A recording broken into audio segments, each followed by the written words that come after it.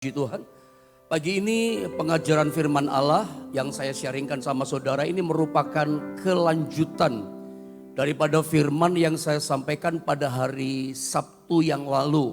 Sebab itu kalau saya boleh menganjurkan saudara yang mungkin dengar firman Allah pagi ini, Anda ikut doa pagi hari ini mendengar firman pagi ini, alangkah baiknya kalau Anda melengkapi dengan firman yang saya sampaikan hari Sabtu kemarin, saudara ya, supaya maksudnya utuh, Anda dapatnya lengkap gitu ya. Kemarin terakhir kita bicara supaya kita kuat di dalam Tuhan, kuat rohani kita, kuat iman kita sampai mencapai tingkat pertumbuhan dewasa penuh dalam Tuhan, mencapai tingkat yang namanya serupa seperti Kristus. Ini istilah-istilah Alkitab yang sebetulnya nggak semua orang Kristen juga paham sih saudara ya. Apalagi yang saya mau ajarkan sama saudara, kalau saya boleh pakai istilah, hari ini kita akan diving di dalam roh, kita menyelam dalam roh lewat pengajaran firman. Ada barangkali istilah-istilah yang asing, istilah rohani yang Anda belum dengar. Apa ini? Jangan cepat-cepat menyimpulkan. Apaan ini pendeta ngajar apa? Dengar dulu saudara ya. Karena saya tahu mungkin ini hal-hal yang Anda belum dengar. Karena kita bicara hari ini penuh dengan firman dan penuh dengan roh. Kita banyak bicara di situ pagi ini. Nah, dilengkapi dengan pengajaran yang Sabtu kemarin untuk kita bisa kuat, kita mesti taat kepada seluruh perintah Allah. Kan begitu kemarin. Nah, taatnya bagaimana supaya kita bisa kuat? Kita harus taat sama firman. Dari mulai kita menerima firman, ada 4 langkah kemarin kita pelajari. Yaitu menerima firman, kemudian merenungkan firman. M yang ketiga adalah melakukan firman. M yang keempat adalah menceritakan atau membagikan firman kepada orang lain. Nah, ketika 4 langkah ini kita punya, 4 langkah M ini ya, menerima, merenungkan firman, melakukan atau menghidupi firman. Lalu kita mulai membagikan firman, menceritakan firman kepada orang lain. Kenapa kita bisa bagi firman? Karena penuh firman di sini. Makanya saya katakan begini pagi ini. Ketika 4M ini ada dalam hidup kita saudara ya, maka otomatis kita itu disebut seorang yang dikuasai sama firman. Nah, ketika dikuasai firman, memang firman penuh sama kita. Nah, itu kita belajar hari ini. Kita belajar tentang penuh dengan firman, itu sama dengan penuh dengan roh. Kita lihat dasar ayatnya ya. Beberapa ayat saya bagi sama saudara tentang penuh firman, penuh dengan roh. Yohanes 6 dulu, ayat 63. Mari sama-sama kita membaca ayat ini. Yohanes 6, ayat 63. 2, 3. Rohlah yang memberi hidup, daging sama sekali tidak berguna. Perkataan-perkataan yang kukatakan kepadamu adalah roh dan hidup. Perhatikan kalimat ini dikatakan, perkataan-perkataan yang kukatakan kepadamu adalah roh dan hidup. Perkataan-perkataan yang dikatakan Tuhan itu adalah firman Allah. Setiap perkataan yang keluar dari mulutnya Allah itu disebutnya sama dengan firman Allah. Nah, perkataan Allah atau firman Allah itu adalah dikatakan roh dan hidup. Makanya ketika kita punya 4M tadi, saya menyebutnya adalah itu firman menguasai hidup kita. Ketika kita menerima firman setiap hari dan kita merenungkan firman Allah siang dan malam setiap hari, sampai kita melakukan firman, menghidupi firman, dan kita mulai ceritakan firman kepada orang lain. Kita sharingkan firman, kita bagikan firman.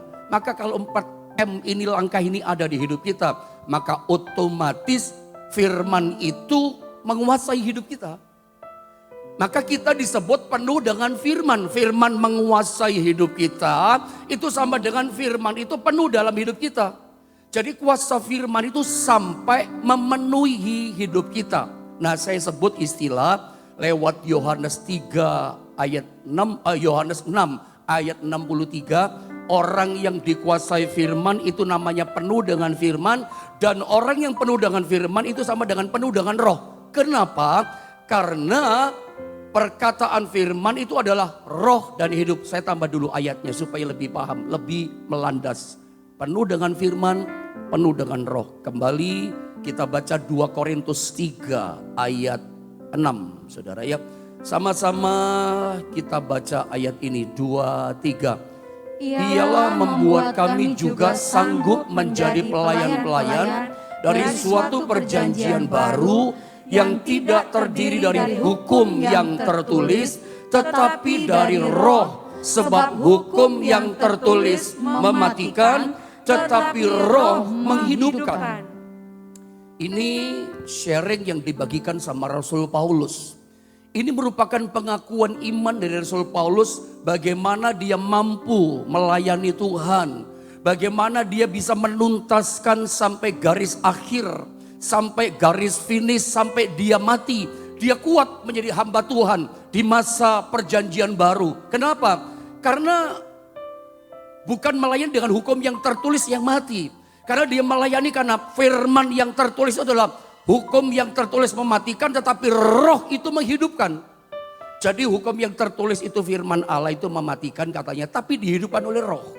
Dengan kata lain, Paulus berkata begini, yang membuat dia itu mampu menjadi hamba Tuhan, hadapi aniaya, hadapi penderitaan, pernah dirajam batu sampai hampir mati, udah setengah mati. Tapi dia itu tidak bisa menghentikan dia untuk melayani Tuhan. Tetap kuat melayani sampai garis akhir karena perkataan hukum firman yang dihidupkan oleh roh. Roh yang menghidupkan. Jadi ternyata saudara, selama ini tanpa kita sadari yang membuat kita kuat selama ini itu karena perkataan firman yang dihidupkan oleh roh Allah. Makanya saya pakai istilah penuh dengan roh itu sama dengan penuh dengan firman. Anda bolak-balik boleh. Orang yang penuh dengan firman, penuh dengan roh. Lihat kesaksian Paulus itu wow banget, dahsyat banget. Yang membuat dia mampu itu bukan sekedar karena firman yang tertulis yang kita baca. Tapi firman itu dihidupkan oleh roh. Sebab firman itu adalah roh yang menghidupkan. Makanya saya gabung beberapa ayat ini. Bahwa orang yang dikuasai firman artinya penuh dengan firman. Orang itu sama dengan penuh dengan roh. Makanya orang kalau hidupnya penuh dengan roh, saudara ya, maka yang keluar apa dalam hidupnya? Yang keluar adalah firman Allah. Cuman mungkin saya ngomong dulu di sini sedikit sebelum saya penuh dengan firman, penuh dengan roh. Penuh dengan roh, yang keluar adalah firman, manifestasinya. Tapi sayang ada banyak orang pemahamannya bukan ini masalahnya. Banyak orang pemahamannya orang Kristen berpikir begini. Dan maksud saya Anda jangan berpikir begini, salah gitu ya. Ada banyak orang Kristen berpikir bahwa orang Kristen yang penuh dengan Roh Kudus, penuh dengan roh itu hanya sekedar berbahasa roh. Enggak juga. Memang orang penuh Roh Kudus, Kisah Rasul pasal 2 salah satu ciri tandanya adalah berbahasa roh. Tapi saya harus ngomong sama saudara bahwa orang yang penuh roh, Anda jangan salah, jangan diartikan hanya berbahasa roh saja. Sebab ada banyak orang, maafkan kalau saya katakan terus terang pada saudara, saya buka apa adanya lewat pengajaran firman supaya Anda ngerti. Saya ingin membawa jemaat bukan pada diri saya. Saya ingin membawa saudara kepada kebenaran, kepada Allah, kepada pribadinya Tuhan. Supaya Anda kenal dia dengan baik, tahu firman dengan benar. Bahwa ada banyak orang berbahasa roh, tapi hidupnya membuat banyak orang tersandung. Sebab ada banyak orang saudara di gereja berbahasa rohnya luar biasa. Di gereja waktu berdoa menyembah berbahasa rohnya indah. Tetapi di luar gereja gak indah hidupnya. Menipu misalnya, tersandung kan. Pakai jurus kelang, habis dicekek hilang dia. Cekek orang habis gitu hilang saudara. Itu kan terjadi kan. Tapi di gereja berbahasa roh indah luar biasa. Tapi di luar sana, di dunia sana orang tersandung. Hidupnya berantakan, hidupnya nggak indah, hidupnya kacau balau. Nah orang berbahasa roh kok begitu? Itu seringkali orang tersandung dan itu realita gitu loh. Tapi jangan diartikan bahwa berbahasa roh nggak perlu. Saya berapa kali mengajar saudara tentang berbahasa roh. Bahasa roh perlu. Saya hamba Tuhan yang berbahasa roh. Setiap hari ribuan kata-kata bahasa roh itu keluar dari mulut saya dari mulai bangun tidur gitu. Bangun tidur saya bahasa roh loh saudara. Bayangin saudara ya. Bukan saya berkata nggak penting loh bahasa roh, bukan itu. Tetapi janganlah menjadi salah kalau ada mengartikan bahwa orang yang penuh roh itu hanya sekedar bahasa roh. Sebab ada banyak orang berbahasa roh tapi kehidupannya jadi sandungan buat orang. Nyembah Tuhan atau di gereja misalnya kalau nyanyi, angkat tangan saudara ya. Sungguh indah kau Tuhan. Tapi nyampe rumah plak. Kalau marah sama istrinya, digampar istrinya. Istri-istri pernah gak ngalami digampar, dikaplok gitu sama tangan suamimu? Tapi kalau di gereja minggu depannya lagi, menyembah lagi. Penuh kasih dan sayang. Angkat tangan dua-dua. Itu malaikat yang lihat langsung. Malaikat bilang apa? Penuh kasih sayang, penuh kasih sayang. Tapi ternyata apa? Kehidupanmu gak ada kasih sayang, hidupmu gak indah. Tapi bisa angkat tangan, bisa bahasa roh. Makanya jangan pernah diartikan menjadi salah. Orang penuh roh hanya sekedar bahasa roh, bukan itu loh. Harusnya lebih dahsyat kalau orang penuh roh, hidupnya penuh dengan firman. Dikuasai sama firman, itu baru dahsyat, itu baru luar biasa. Sehingga firman yang kontrol hidupnya. Makanya orang sebuah pelayanan gereja. Ini saya jadi buka-bukaan tapi gak apa-apa. Ya, saya gembala, hamba Tuhan ada jemaat kan supaya ngerti. Terang benderang sebuah gereja. Maafkan saya. Di sini juga banyak hamba Tuhan rupanya. Saya pagi ini lihat saudara ya. Banyak pendeta. Tapi boleh kan saya sharing sama teman-teman pendeta juga. Kalau sebuah gereja pelayanannya saudara ya. Tidak salah loh. Ngeroh gitu. Ada istilah ngeroh. Gereja itu ngeroh. Ada kan gereja-gereja tertentu ngeroh. Biasanya kalau ngerohnya kuat, firmannya lemah. Nah itu masalah loh. Ngeroh itu bagus, boleh ngeroh. Karena Allah itu roh adanya. Ngeroh itu bagus. Tapi kalau firmannya lemah, ngeroh tidak dikuasai firman. Ngeroh hidupnya. Tapi dia tidak penuh dengan firman. Pasti kesasar. Pasti kesasar. Hidupnya pasti gak bener nanti. Nanti banyak dagingnya yang muncul. Saya kasih tahu. Karena saya termasuk orang yang ngeroh juga masalahnya. Kalau udah penuh dengan firman, bahaya. Nyasar pasti. Ngeroh boleh bagus. Tapi dengar baik saudara ya. Mesti penuh dengan firman. Karena firman itu hikmatnya Allah. Dia yang kontrol.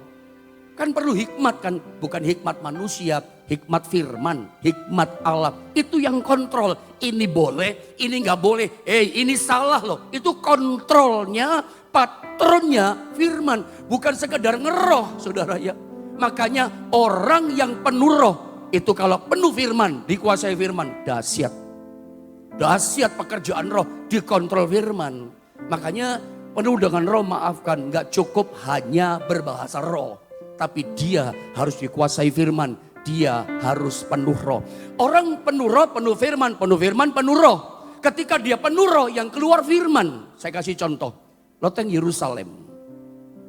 Saudara ketika para rasul ya 500 orang sebetulnya singkat kata. Kemudian 120 orang yang dipenuhi Roh Kudus. Anda baca dalam Kisah Rasul pasal berapa itu? Pasal 2 ya. Ayat keempat, maka penuhlah mereka dengan Roh Kudus. Ditandai apa? Mereka berbahasa-bahasa baru. Ya, mengucapkan bahasa-bahasa baru. Lalu ribuan orang yang ada di bawah loteng Yerusalem, orang-orang Yahudi dari mana-mana berdatangan ke Yerusalem. Orang Kapartia, Kapadokia, orang Mesir, macam-macam orang Yahudi yang tinggal diaspora di bangsa-bangsa datang. Mereka dengar bahasa-bahasa baru. Mereka rasul nelayan gak pernah belajar ngucapin bahasa-bahasa kita mereka. Dan mereka bilang apa? Mereka mabuk. Anda baca itu ya. Itu pasal 2 ayat berapa itu. Mereka mabuk dikatakan. Coba ayat 13. Ayat 13. Atau nanti kita lihat itu dulu saudara ya. Kita baca saja nanti kemudian. Saya cerita dulu ya. Mereka mabuk dikatakan. Ya. Mereka mabuk dengan anggur yang manis. Lalu singkat kata Petrus berdiri. Kami sedang tidak mabuk. Baru pagi pukul 9 kami tidak mabuk. Nah ayat 14-nya Petrus mulai khotbah. Firman yang keluar. Orang penuh dengan roh, begitu Petrus penuh dengan roh, yang keluar itu perkataan firman. Wow, firman yang keluar. Itu khotbahnya Petrus, Anda tahu, panjang. Dari mulai ayat 14, nanti baca di rumah ya. kalau nggak salah sampai ayat 40. Panjang banget. Tapi ketika dia ucapkan firman, orang yang penuh dengan roh keluar firman, firman dan roh itu menyatu, firman diurapi roh Allah, hasilnya dahsyat loh. Orang yang bilang mereka mabuk, menghina, mengejek, melecehkan, itu bertobat loh. Baca di Alkitab, ada masih ingat berapa ribu orang yang bertobat, tertemplak, terharu hati mereka, 3.000 orang. Menurut saya itu wow banget. Sekali khotbah, padahal khotbahnya Petrus panjang banget. Panjang khotbahnya. Tetapi mereka terharu, bertobat, tinggalkan dosa dan berkata begini, apa yang harus kami perbuat? Petrus berkata terus terang, kamu mesti bertobat dan memberikan dirimu masing-masing dibaptis dalam nama Yesus. Saudara lihat, ketika pekerjaan firman Allah itu diurapi roh Allah, akibatnya apa? Orang bertobat loh. Perkataan ini bukan cuma sekadar kata-kata, firman bukan sekadar tulisan yang kita baca. Begitu perkataan firman dilepaskan, roh Allah action, roh Allah bekerja dalam firman. Wah, itu mujizat yang terjadi. Orang bertobat, orang sadar sama dosanya. Tadinya gak sadar. Itu saya katakan firman Allah itu ada rohnya yang menghidupkan, yang mati imannya jadi hidup. Luar biasa. Yang mati keadaan hidupnya jadi hidup. Kenapa? Perkataan firman. Makanya saya banyak terima chatting. Keluarga kami diubahkan Pak, hubungan kami suami istri kami, orang tua dengan anak. Itu bukan karena saya. Itu karena pekerjaan firman yang hidup. Dihidupkan oleh apa? Oleh roh. Perkataan-perkataan itu mati. Perkataan pendeta gak bisa mengubahkan. Tapi ketika firman yang keluar diurapi roh Allah, gak terpisahkan. Penuh firman, penuh roh. Penuh roh, penuh firman, gak terpisahkan. Jadi memang pekerjaan dua ini perlu. Makanya penuh roh, gak cukup bahasa roh. Penuh firman. Penuh firman saya katakan. Iya. Kenapa saya katakan firman dan roh pekerjaannya gak terpisah. Coba lihat Kejadian pasal 1. Kejadian pasal 1 ayat 2 dan 3. Saya baca saja langsung ya. Saya ingin selesai di sini ya. Dalam sesi ini ya. Saya besok masuk pada yang baru gitu ya. Bumi belum berbentuk dan kosong. Kejadian 1 ayat 3-2. Gelap gulita menutupi samudra raya. Perhatikan kalimat ini. Coba kita sama-sama baca. Dan roh Allah ya. 1, 2, dan 3. Dan roh Allah melayang-layang di atas permukaan air. Berhenti dulu. Alkitab katakan ketika masa penciptaan itu bumi belum berbentuk dan kosong. Panjang ceritanya, saya nggak mungkin khotbahkan ini secara khusus lain waktu. Atau saya udah pernah sampaikan kali sama saudara ini ya. Bumi belum berbentuk dan kosong dan gelap gulita menutupi samudra raya. Istilah Ibrani, bahasa Ibrani, tohu wabohu, campur baur nggak karuan. Darat sama laut campur, belum ada terang, gelap gulita. Alkitab katakan roh Allah hadir, roh Allah ada, melayang-layang di atas permukaan air samudra raya, melayang-layang. Tapi masih gelap, belum ada terang. Kenapa belum ada terang? Apakah belum tercipta? Roh Kudus menunggu, Roh Kudus ada, Roh Kudus hadir, tapi roh Allah menunggu. Menunggu apa? Menunggu perkataan dari Allah dilepaskan. Belum tercipta terang, roh Allah sudah ada. Tapi roh Allah menunggu. Kuasa ini menunggu. Menunggu apa? Menunggu firman dilepaskan. Saya baca ayat 2 dan 3 lengkap. Perhatikan ayat ini. Bumi belum berbentuk dan kosong. Gelap gulita menutupi samudra raya.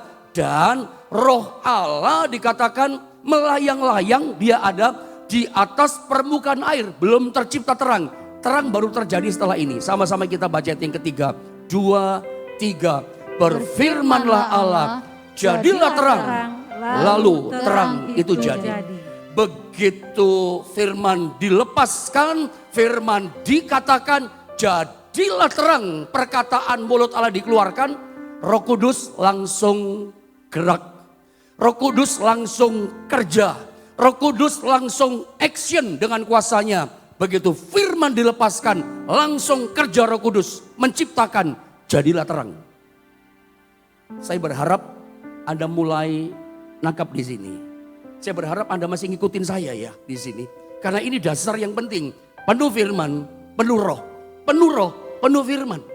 Begitu firman. Jadi huruf-huruf yang kita baca itu mematikan, gak mengubah apapun termasuk perkataan hamba Tuhan. Tetapi begitu perkataan dilepaskan, Roh Kudus action. Roh kerja itu jadi hidup. Gelap jadi terang. Luar biasa saudara ya. Dan perkataan itu dahsyat. Ya, itulah perkataan yang pernah Yesus katakan, diam tenanglah. Kalau sama badai gelombang ya. Kalau sama iblis dia berkata dua hal, diam atau keluar. Langsung keluar iblis. Berkuasa sampai murid-muridnya kagum. Mungkin kepanjangan kalau kita bicara itu. Nah, sekarang kita belajar saudara ya tentang hal ini. Dalam Efesus pasal 5, saya mau bawa saudara yang namanya penuh dengan roh. Itu memang penuh dengan firman. Nah, saya mau bawa saudara saat ini tentang sesuatu yang barangkali agak asing Anda dengar. Apaan ini? Ini menyelam dalam roh dari ayat-ayat ini. Coba kita baca dulu saja ya, baru saya terangkan ya. Anda nikmati saja firman Allah ini dari ayat ke ayat yang saya terangkan sama saudara. Saya selalu bicara berdasarkan ayat saudara ya. Ayat saya terangkan lewat ayat, bukan pikiran. Ayat menerangkan ayat. Lihat Efesus pasal 5 ayat 18 dulu. Mari sama-sama kita membaca ayat ini saudara ya. 1, 2, 3. Dan janganlah kamu mabuk oleh anggur, karena anggur menimbulkan hawa nafsu, tetapi hendaklah kamu penuh dengan roh. Saya sebut dengan istilah begini, coba next gambar berikutnya. Ayat Efesus 5:18, ini kontras yang Paulus katakan. Antara orang yang penuh dengan anggur, mabuk anggur, dengan orang yang penuh dengan roh. Kontras kan. Orang kalau penuh dengan anggur, dikatakan timbul hawa nafsu. Menimbulkan hawa nafsu. Orang yang mabuk itu hawa nafsunya timbul. Mabuk oleh anggur, Paulus katakan yang muncul adalah daging hawa nafsu. Yang timbul itu. Galatia pasal keberapa itu ya? Pasal 5 ya. Itu ayat keberapa coba Anda lihat. Hawa nafsu itu apa sih? Ya, kecemaran, kenajisan, keserakahan, iri hati, persaudaraan, mementingkan diri sendiri, macam-macam. Sampai percabulan perjinan muncul itu kan. Itu karena mabok. Ya. Tetapi kalau orang penuh dengan roh itu hampir sama. Jadi lewat ayat ini sebetulnya memang kontras. Tapi diidentikan sama Paulus bahwa orang kalau mabuk anggur yang muncul itu buahnya daging, buahnya hawa nafsu. Tetapi kalau orang penuh dengan roh itu sampai mabuk oleh roh. Makanya tadi kita sempat baca kisah 2:13 ya. Boleh dimunculkan sedikit kisah 2:13. Tetapi orang lain, orang di bawah atau Yerusalem nyinyir istilah orang sekarang. Nyinyirnya bagaimana? Mereka sedang mabuk oleh anggur manis. Penuh dengan roh, kembalikan gambar tadi, itu dikatakan mabuk oleh anggur. Penuh dengan roh, berbahasa roh mereka. Penuh dengan Roh Kudus. Orang bilang apa? Lu mabuk sama anggur manis ya? Petrus katakan, hari baru pukul 9, kami sedang tidak mabuk oleh anggur. Inilah yang dikatakan Nabi Yoel. Terjadi kepenuhan Roh Kudus di akhir zaman. Petrus mulai bicara kepenuhan roh. Mabuk kayak anggur. Makanya kalau orang mabuk oleh anggur dunia, buahnya hawa nafsu yang muncul. Tetapi kalau orang mabuknya penuh dengan roh, hampir sama ya. Tetapi penuh anggur itu yang keluar apa? Yang keluar adalah damai sejahtera, sukacita, kemurahan, kelemah lembutan, buah-buah roh itu loh. Karakter Kristus itu loh. Kedewasaan dalam Tuhan itu loh. Ya, yang dikatakan firman itu yang keluar dari hidupnya. Nah, saya sekarang akan bawa sama saudara tentang yang namanya mabuk oleh roh itu, penuh dengan roh itu adalah penuh dengan firman. Penuh dengan roh dikatakan mabuk dalam roh. Kalau orang dunia mabuk oleh anggur, ya, kenapa kita orang Kristen kok nggak mau mabuk oleh firman, mabuk dengan firman? Orang dunia itu loh masih mabuk sama anggur. Kenapa kita orang Kristen gak mau mabuk dengan firman? Nah sekarang pagi ini mungkin jarang Anda dengar ini. Tapi saya bawa saudara lewat ayat firman ini saudara ya. Saya mengajarkan saudara tentang yang namanya jurus mabuk ini sekarang saudara ya. Mabuk gitu ya. Ya, yang ngajar pendeta namanya Drunken Master. Itu Jackie Chan, saudara ya, bukan. Maksud saya begini, lewat jurus mabuk ini, Anda lihat saudara ya, orang yang penuh roh, sama dengan penuh dengan firman, mabuk roh, itu mabuk firman. Coba mau enggak kita mabuk sama firman? Anda kalau mabuk sama firman, itu dahsyat loh. Kita lihat ayatnya dulu deh, pengantarnya supaya Anda ngerti ya. Kenapa saya katakan mabuk firman, mabuk roh gitu ya. Kenapa kita nggak mau mabuk firman? Saya baca ayatnya dengan cepat saja ya. Amsal 23, 31, 32. Ini pengajaran firman buat kita pagi ini. Jangan melihat kepada anggur, hati-hati, warning. Jangan melihat kepada anggur, perhatikan, kalau merah menarik warnanya dan mengilau dalam cawan. Orang tertarik sama mabuk karena ini ya.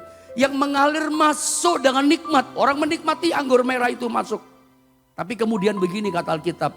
Tetapi kemudian memagut seperti ular, bisa ular, racunnya ular bisanya, dan menyemburkan bisa seperti beludak. Ayat ini sebetulnya menceritakan kenapa orang minum anggur sampai mabuk.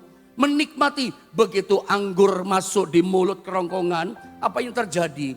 Itu yang namanya alkohol. Itu dia mempenetrasi sistem pencernaan. Itu sampai menguasai seluruh panca indera yang ada. Akibatnya apa? Orang dipenetrasi sampai masuk menguasai syaraf-syaraf semuanya ini saudara ya. Akibatnya orang jadi mabuk karena alkohol duniawi itu. Saya ulang saudara ya. Kenapa orang mabuk? Tertarik minum. Tapi kemudian alkoholnya itu mempenetrasi pencernaan. Menguasai sistem syaraf semua yang ada. Dan akibatnya apa? Itu meresap ke dalam itu. Kayak bisa ular bekerja. Akibatnya apa? Alkohol masuk kayak bisa ular, kayak racun menguasai semua syaraf. Akibatnya orang mabuk saudaranya. Nah, kenapa kita jadi orang Kristen? Dari ayat ini saya mau bawa saudara begini. Kenapa kita tidak mau mabuk secara Roh Kudus dengan firman Allah? Mabuk firman. Sampai, maksud saya begini. Sampai begini, yang namanya alkohol rohani. Itu apa itu? Kuasa firman itu sampai mempenetrasi. Jadi firman yang kita renungkan, yang kita terima, yang kita renungkan, kita hidupi dan kita bagikan 4 hal ini. Firman itu sampai masuk dalam hidup kita, sampai menguasai, mempenetrasi. Itu sampai kayak bisa begitu ya. Kalau ngomong bisanya ular anggur itu saudara ya. Itu kalau sampai kuasa firman, itu meresap di jiwa. Ketika kita renungkan, itu kuasa firman begitu masuk meresap di jiwa. Dan itu menghidupkan kita. Itu membuat kita rasanya mabuk saudara ya. Nah, orang mabuk itu kayak apa sih sebetulnya? Kita lihat dulu ayat ini, ayat 33. Ayat 33 kalau kita melihat ayat ini, saya terangkan mungkin beberapa hal di sini. Beberapa ayat ini saya terangkan sama saudara. Apa yang terjadi? Kita tahu ya kalau orang mabuk secara anggur manis, mabuknya kayak apa kita ngerti. Saya nggak usah cerita. Tapi intinya begini pagi ini, saya mau terangkan apa yang terjadi ketika seorang anak Tuhan kita itu mabuk oleh firman. Firman Allah itu sampai masuk di jiwa kita, mempenetrasi kita, menguasai kita, penuh dengan firman, sampai firman menguasai apa yang terjadi sama kita. Kalau kita sampai mabuk sama firman, dalam arti penuh dengan firman, dikuasai firman. Kita bandingkan dengan ayat ini, ayat turun di bawahnya ayat 33. Saya baca langsung saja ya. Dengan waktu beberapa menit yang ada. Ayat 33. Lalu ini orang mabuk ini. Matamu akan melihat hal-hal yang aneh. Dan hatimu mengucapkan kata-kata yang kacau. Ingat tadi Efesus katakan orang yang mabuk oleh anggur. Itu hampir identik disamakan dengan orang yang mabuk oleh roh. Para rasul di loteng Yerusalem ketika mereka penuh dengan roh. Mereka bilang apa? Wah mereka mabuk oleh anggur. Padahal gak mabuk, penuh dengan roh. Orang itu kalau penuh dengan roh atau penuh dengan firman, firman menguasai, mempenetrasi jiwanya, firman penuh di hatinya, mabuk firman, mabuk roh. Apa yang terjadi? Sama dengan orang mabuk secara anggur manis duniawi itu. Matamu melihat hal-hal yang aneh. Orang kalau mabuk anggur duniawi, lihatnya yang aneh-aneh. Dia berkata gini, loh aku lihat langit terbuka katanya. Lihat ada malaikat 3, padahal gak ada. Tapi orang mabuk itu lihat aneh-aneh. Oh, lihat ada rusa, tanduknya 100 misalnya. Aneh-aneh dia ngomongnya, kacau ngomongnya. Dan hatimu Atau mulutmu sebetulnya mengucapkan kata-kata yang kacau. Ngomongnya kacau, gak karuan. Yang dilihat kacau, gak karuan. Yang diucapkan kacau. Saudara, bandingkan. Kalau Anda orang Kristen adalah orang yang penuh dengan firman. Penuh dengan roh. Bandingkan saudara yang sampai firman itu yang penuh di hati itu rasanya membuat mabuk, mempenetrasi. Mabuk dalam kata kutip begini loh. Kuasa firman itu sampai memenetrasi jiwa kita, hati kita. Menguasai hati jiwa kita. Itu istilahnya dalam ayat ini mabuk oleh firman. Kenapa Anda gak mau mabuk sama firman? Sampai firman Allah bagaikan alkohol tadi menguasai panca indera kita. Menguasai pikiran hati kita. Kalau orang mabuk sama firman itu hampir sama dengan orang mabuk oleh anggur. Melihat hal-hal yang aneh. Yang tadinya Anda gak bisa lihat kebenaran Allah. Begitu firman mempenetrasi, Anda bisa lihat kebenaran. Oh, hidupku salah ya. Aku dosa ternyata. Anda yang tadinya sulit mengampuni orang, sekarang jadi mudah. Anda tadinya pelit minta ampun, sekarang jadi murah hati. Yang dulu Anda gak bisa lakukan, sekarang Anda bisa lakukan. Coba. Melihat keajaiban firman. Bahkan seringkali kata-katanya kacau katanya. Kata-katamu kayak orang stres. Bukan stres, itu kata-kata iman. Tapi orang dunia kata kapan? Itu orang gila yang ngomong, orang stres yang ngomong, gak usah didengar, gak usah didengar. Padahal itu kata-kata iman, bahasa firman istilahnya. Bagaimana tidak, ketika saudara sakit gak sembuh-sembuh, udah ke dokter segala macam, tapi Anda berkata begini, aku percaya Tuhan sembuhkan hidupku. Yang dengar pada gini, kasihan dia. Atau Anda orang yang pailit, Anda ekonominya bangkrut, sekarang Anda gak punya apa-apa. Tapi Anda bisa berani ngomong, aku percaya aku akan dipulihkan dan diberkati Tuhan kembali. Itu teman saudara yang gak ngerti bahasa firman, bahasa iman. Berkata gini, kacau ngomongnya. Ngomong apa dia? Kata-katanya stres. Inilah yang disebut dengan kata-kata iman. Saya pengen dibukakan satu ayat ya. Roma pasal 10, coba ayat yang ke-8. Roma 10 ayat 8. Saya cek dulu. Iya betul saudara ya. Perhatikan ayat ini saya baca ya. Ini namanya bahasa firman. Ya firman iman. Roma 10 ayat 8. Coba sama-sama kita baca 1, 2 dan 3. Tetapi apakah katanya ini? Firman itu dekat kepadamu. Yakni di dalam mulutmu. Dan di dalam hatimu. Itulah firman iman yang kami beritakan. Itulah firman iman. Kata-kata iman. Itu namanya firman iman. Kenapa? Firman ada di hati kita. Firman itu dekat kepadamu. Di mana? Dalam mulutmu dan di dalam hatimu. Firman di dalam hati merembes penuh di hati. Mempenetrasi, menguasai. Kalau alkohol yang mempenetrasi, yang menguasai sistem syaraf, orang jadi mabuk. Memang kacau ngomongnya, lihatnya kacau. Tapi kalau orang beriman, mabuk sama firman. Dikuasai sama firman panca inderanya, hatinya, jiwanya, pikirannya, syaraf kehidupannya dipenuhi firman, dikuasai firman. Jadinya bagaimana? Yang keluar di mulutnya bukan kacau, tapi itu kata-kata iman atau disebut firman iman. Perkataan iman saudara ya. Dan kita tahu yang namanya firman iman itu jadi karena roh Allah yang bekerja bersama kita. Firman iman disertai kuasa roh Allah, penuh roh, penuh firman, itu jadi. Karena Allah berkata jadilah terang, langsung roh Allah action, roh Allah kerja, terang jadi. Kita kadang-kadang mulai lihat ini, lihat hal-hal yang aneh, kata Alkitab tadi, kembalikan ayat tadi ya. Kita lihat hal-hal yang aneh, yang dulu kita nggak lihat, rasanya mustahil terjadi sama kita, nggak mungkin dipulihkan. Dokter udah bilang nggak bisa sembuh kok. Tapi aneh, Anda sembuh. Orang lihat sampai kaget. Loh, kok waras ya? Loh, kok sembuh ya? Kita mulai melihat hal-hal yang aneh. Kita kaget, kok aku bisa mengampuni ya? Aku sekarang kok bisa hidup bener ya? Lalu kata-kata kita ini loh, kata-kata penuh iman. Kata-kata yang gak masuk akal. Orang bilang kacau lo ngomongnya. Bukan kacau, itu firman iman. Itu kata-kata iman. Aku percaya, aku bisa hidup benar. Aku percaya aku dipulihkan dan disembuhkan oleh Allah. Bahkan coba lihat ayat 34 ya. Saya sedikit waktu lagi. Engkau dikatakan ini orang mabuk ini. Seperti orang di tengah ombak laut. Gerakannya aneh. Gerakannya apa ya? Kacau gerakannya. Gak normal. Gerakannya gak normal. Lihat yang gak normal. Ya, ucapan kata-kata gak normal.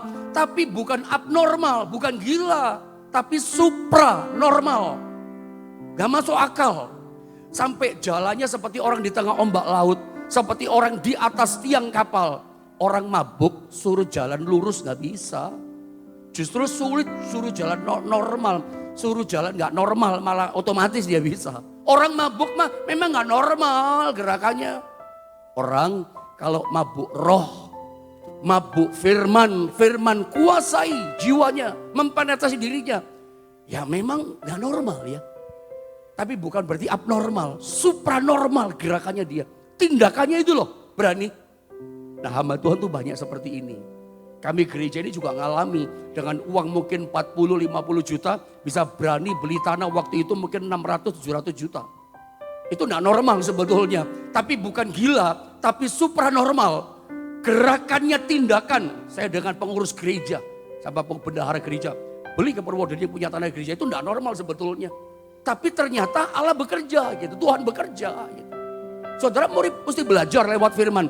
Ini yang terjadi. Orang penuh roh, penuh firman itu kayak mabuk memang. Gerakannya, tindakan imannya. Dan kita akan melihat hal-hal yang aneh. Yang dulu kita gak pernah alami. Sekarang kita bisa alami. Hal-hal yang dahsyat terjadi. Bahkan perkataan-perkataan yang kita katakan. Jadi. Kenapa? Firman yang di sini. Yang kita ucapkan firman iman. Saya berharap lewat, apa ini bagian terakhir ya. Mabuk ini mabuk sama firman ya. Saya ajak saudara mabuk sama firman. Ini istilah saudaranya. Jangan ada ngomong di luar gini. Woi pendeta Yohanes ngajak kita mabuk. Bukan saudaranya.